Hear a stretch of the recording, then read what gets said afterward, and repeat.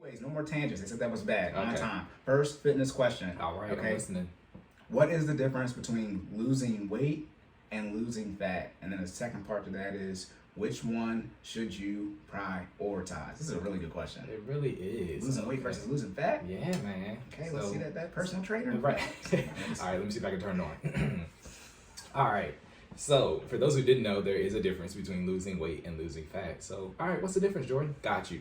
All right. So, losing weight is the collective loss of pounds from the composite of fat loss, water weight, and muscle, right? So, when you lose weight, you lose, it's collective, right? It's not just a measurement of specifically correlating to fat loss. It is the collective amount of pounds lost in the body throughout your fitness journey, right?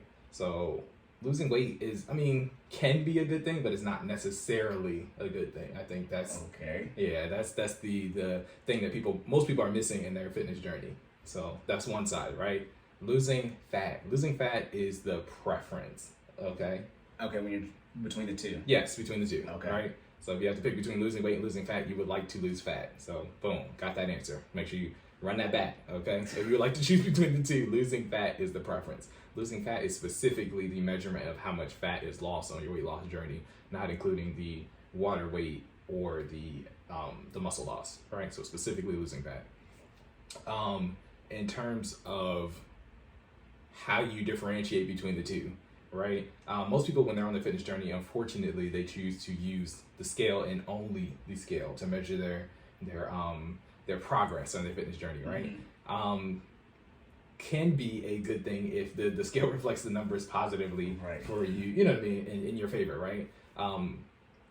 A lot of that has to do with your mental makeup. You know, we always bring everything full circle. If you're mentally not able to handle what numbers that pop up on the scale, then you should not rely on the scale as your sole source of whether you are improving or not on your fitness journey. Okay, most scales measure purely weight loss, not fat loss. That being said, there are scales that are a little bit higher end that do kind of project what your fat loss is in addition to your weight loss.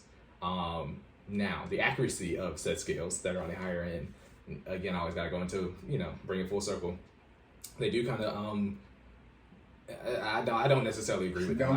He's saying don't get those. Don't get those, man. The algorithm, you know what I mean? The math that they're doing to figure that out, you gotta run me the numbers, because I don't get how just by standing on a scale you're telling me my fat loss, and I'm gonna tell you why. Because when we get into the other methods of how you accurately review whether you're actually losing fat or not, none of that is done when you're standing on the scale. You see what I'm saying? Right. So from that point of view, it's like, is it really accurate or is it not? Or is it just only what you want to hear?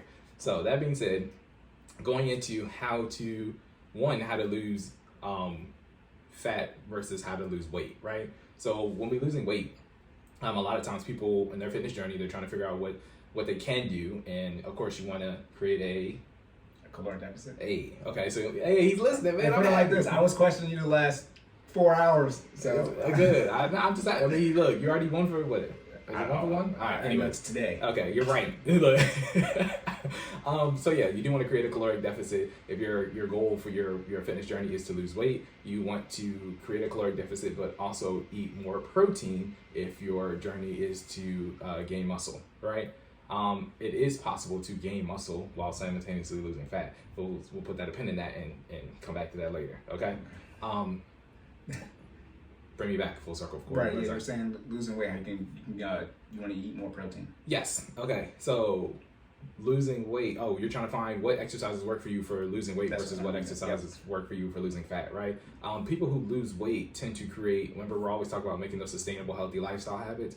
People who lose weight usually do some form of exercise that is not sustainable. Usually it's a person that's doing large amounts of cardio frequently with poor dieting, and they do this because they want to see the numbers on the scale change. Ultimately, people are driven by the scale.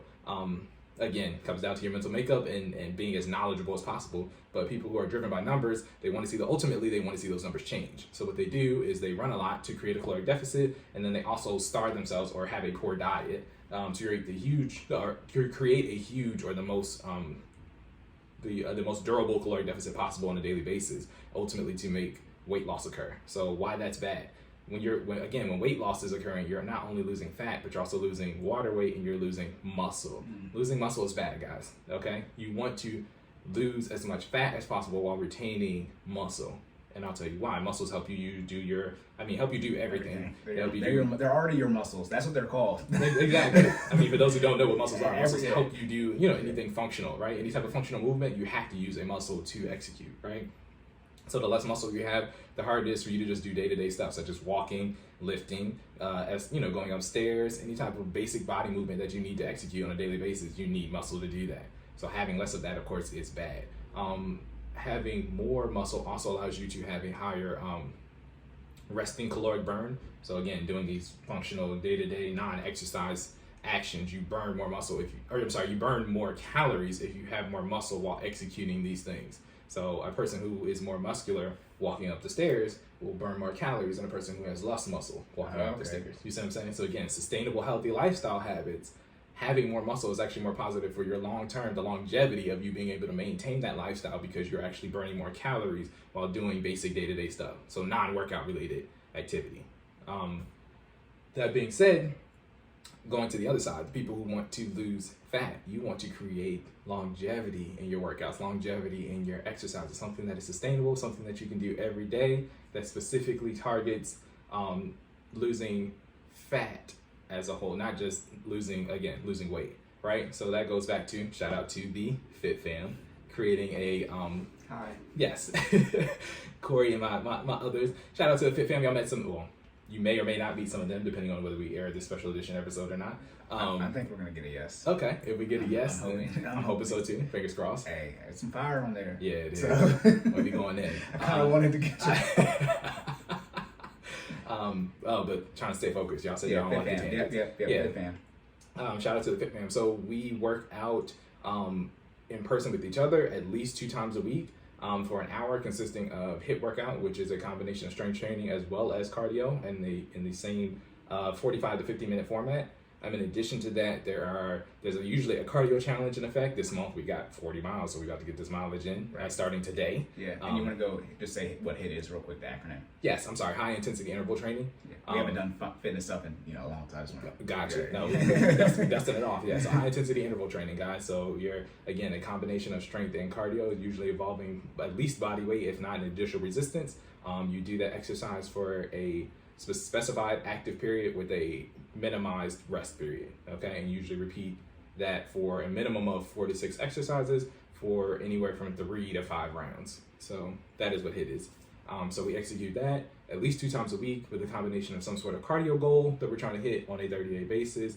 And then we may or may not even have some additional challenge exercises that we can execute on our off days. Off days being the days that we don't see each other in person. So that being said, we work out a minimum of 150 minutes a week, which if you break that over a 5-day period, because again, we're assuming that you want at least 2 days off, break that over a 5-day period, that is 30 minutes a day, okay? So you need 30 minutes a day of at least cardio or strength training or some combination of both, right? You're looking at me crazy, is my math right? No, yeah, it's, okay. Well, you were taking it and then moving it, taking it. So I was, yes, but it's right. Okay. Yeah. Just looking short. There's no board here. There's no board here. But yeah, my man hit me with the zoom in last time. My math is wrong. I got to make sure I get it right this time. Okay? I'm working on. That was on my phone too. I'm like, wait, let me. This is the perfect time to do this. Yeah, 150 over 5 days, 30 minutes a day. Gotcha. I was just thinking we do an hour, 2 hours, right? It's 120 minutes. So we only got to fill in 30 minutes. Exactly. But obviously, you want to work out though more than just like one more day. And the thing is, the 150 is the minimum. Right, so the floor. Yeah, so again, for the Fit Fam, I always try to push you guys. The floor is 150, so we're going to excel way beyond that, right? But your mileage alone, you're going to hit 150. Yeah, you know what I mean? Don't you want to do at least 30 minutes of cardio a day, though, right? You said what? 30 minutes of cardio a day. Cardio or strength training a day. So yeah, it's 30. It's 30 minutes of activity. Oh, okay, activity. Okay. Activity being usually some cardio, strength training combination of both, right? So yeah. And that'll lead us in. I'll talk more about that in our next question. Yeah. If we get to it. If we get to it. Yeah. If we get to it. Now you're gonna say what you gotta say, but I said I got you on your time. You got me on my time. Thank you.